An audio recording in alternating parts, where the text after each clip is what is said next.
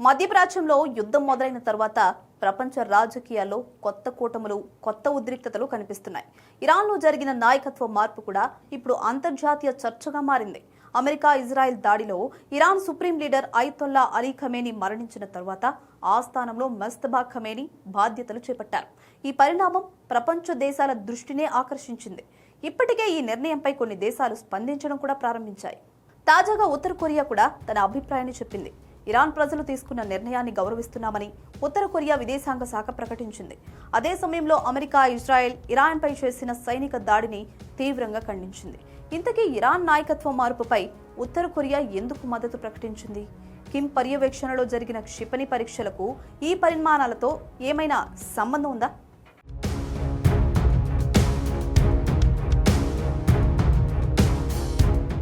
ఉత్తర Korea ప్రభుత్వ అధికారిక వార్తా సంస్థ ప్రకారం ఇరాన్ తీసుకున్న నాయకత్వ నిర్ణయాన్ని తమ దేశం గౌరవిస్తుందని విదేశాంగ శాఖ ప్రతినిధి చెప్పారు.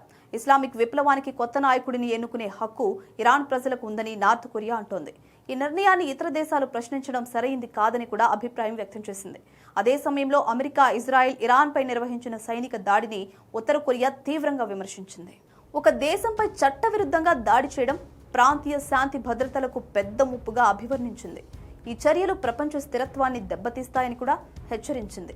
ఒక స్వతంత్ర దేశ రాజకీయ వ్యవస్థను, భౌగోళిక సమగ్రతను దెబ్బతీయడానికి చేసే ప్రయత్నాలను ప్రపంచం మొత్తం ఖండించాల్సిందే అని ఉత్తర కొరియా అభిప్రాయపడింది. ఇదే సమయంలో ఉత్తర కొరియాలో మరో కీలక పరిణామము చోటు చేసుకుంది. దేశ నాయకుడు కిమ్ తన దేశ నౌకాదళానికి చెందిన అతిపెద్ద యుద్ధ నౌక నుంచి వ్యూహాత్మక క్రూయిజ్ క్షిపణి ప్రయోగాన్ని పర్యవేక్షించారు. చోయే హ్యూన్ అనే కొత్త యుద్ధ నౌక నుంచి ఈ క్షిపణి ప్రయోగం జరిగింది. ఇది ఆ నౌక నుంచి జరిగిన రెండో క్షిపణి పరీక్ష. ఈ క్రమంలో కిమ్ ఒక ముఖ్యమైన విషయాన్ని ప్రస్తావించారు. దేశ భద్రత కోసం శక్తివంతమైన అణునిరోధక వ్యవస్థను కొనసాగించడం అత్యంత అవసరమని అన్నారు. భవిష్యత్తులో కూడా నౌకాదళాన్ని అణు ఆయుధాలతో మరింత బలపరచాలని లక్ష్యంగా పెట్టుకున్నట్లు చెప్పారు. నిజానికి ఉత్తర కొరియా అణు కార్యక్రమాన్ని అమెరికా చాలా కాలంగా వ్యతిరేకిస్తోంది. ప్యాంగాంగ్ అణు ఆయుధాలను పూర్తిగా విరమించుకోవాలని వాషింగ్టన్ ఎన్నో సంవత్సరాలుగా చెప్తూ వస్తోంది. అయితే ఉత్తర కొరియా మాత్రం తన అణు ఆయుధాలను రక్షణ అవసరాల కోసం కొనసాగిస్తామని చెప్తోంది. దక్షిణ కొరియా అమెరికా నుంచి వచ్చే ప్రమాదాలను ఎదుర్కోవడానికి ఇవి అవసరమని ఉత్తర కొరియా వాదిస్తోంది.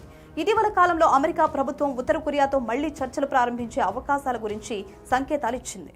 మరోవైపు కిమ్ కూడా అమెరికా తమ దేశాన్ని అణుశక్తిగా అంగీకరిస్తే రెండు దేశాలు కలిసి ముందుకు సాగొచ్చని కామెంట్స్ చేశారు. అయితే ఇరాన్ యుద్ధం వేళ ఉత్తర కొరియా చేసిన ఈ ప్రకటన ప్రపంచ రాజకీయాల్లో కొత్త చర్చకు దారితీసింది. మధ్యప్రాచ్యంలో ప్రారంభమైన ఈ ఘర్షణ ఇప్పుడు ఇతర దేశాల వైఖరిపై కూడా ప్రభావం చూపుతున్నట్లు కనిపిస్తోంది.